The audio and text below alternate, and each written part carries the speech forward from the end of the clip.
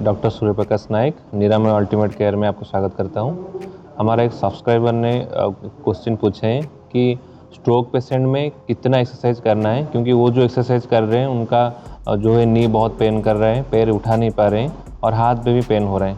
तो मैं पहले से बता चुका हूँ कि एक्सरसाइज जो करते हैं वो एक्सरसाइज प्रेसिशन के हिसाब से करते हैं, क्या डिजीज़ है और क्या एक्सरसाइज करने से वो ठीक हो सकता है। बहुत सारा प्रैक्टिस ऐसा है कि पेशेंट को दिखाने के लिए हो सकता है, नहीं तो पेशेंट खुद ही रिक्वेस्ट करते हैं कि हमें बहुत ज़्यादा एक्सरसाइज कीजिए। आज अगर पेशेंट चल जाता है सही से, वो बोलते हैं कि मुझे और 1 किलोमीटर ज़्यादा चलाइए, जिसमें क्या होता है ना जो फॉल्टी गेट हो जाता है, जो चलने का तरीका हो जाता है वो चेंज हो सकता है, क्योंकि मसल जो होता है फैटिग हो सकता है, बहुत सारा जॉइंट जो होता है वो थक जाते हैं, जिसकी वजह से पेशेंट चल नहीं पाता, डिफ़िकल्ट वॉकिंग हो जाता है और पैथोलॉजिकल गेट जो होता है वो शुरू हो जाता है। और एक्सरसाइज सेम, अगर हाथ का हम एक्सरसाइज कर रहे हैं, कोई पेशेंट अपने एफर्ट से खुद से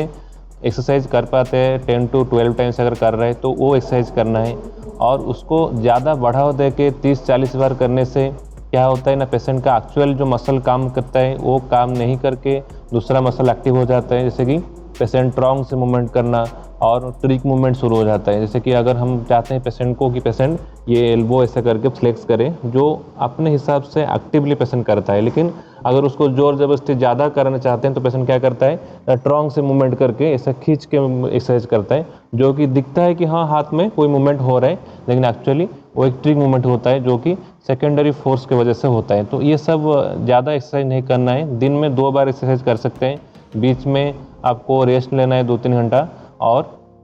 एक्सरसाइज जैसे कि हम अगर लोअर बॉडी का एक्सरसाइज कर रहे हैं कि पैर का एक्सरसाइज कर रहे हैं, गेट ट्रेनिंग कर रहे हैं,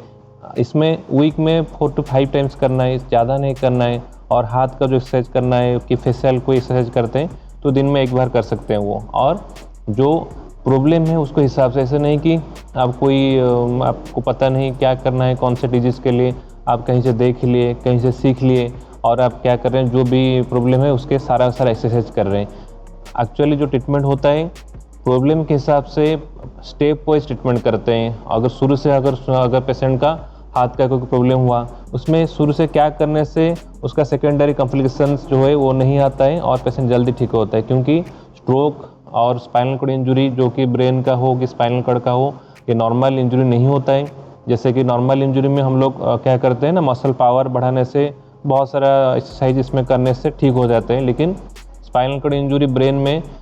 सेकेंडरी कॉम्प्लिकेशंस जो होता है और प्रॉब्लम ये होता है कि स्पास्टिसिटी हो जाता है और इसमें पेशेंट का सिनर्जी पैटर्न डेवलप करता है। पेशेंट चाहता है तो मूवमेंट करना, लेकिन डिफरेंट एक्टिविटी उसमें ऐड हो जाता है और ग्रॉस मूवमेंट होना शुरू हो जाता है। कोई सिंगल मूवमेंट करना चाहता है तो पूरा हाथ पैर उठ जाता है। तो ये सारा ध्यान रख के एक्सरसाइज करना है, ऐसा नहीं कि पूरा एक्सरसाइज कर लिए और बहुत ज़्यादा एक्सरसाइज करने से ठीक होता है। तो जो भी एक्सरसाइज करा रहे हैं और जो भी एक्सरसाइज कर रहे हैं पेशेंट, ये ध्यान रखना है कि आपको क्या टारगेट है, क्या क्या एम रख के आप एक्सरसाइज कर रहे हैं। इसके हिसाब से करने से बहुत जल्दी ठीक हो सकते हैं और इसके ऐसा कोई टाइटनेस डेवलप नहीं करता, कोई सेकेंडरी कॉम्प्लिकेशन डेवलप नहीं करता। अगर कोई और ज़्यादा जानकारी चाहिए तो ऑनलाइन हमें मैसेज कीजिए, कमेंट में मैसेज कीजिए और जो क्वेश्चन है वो मुझे पूछिए।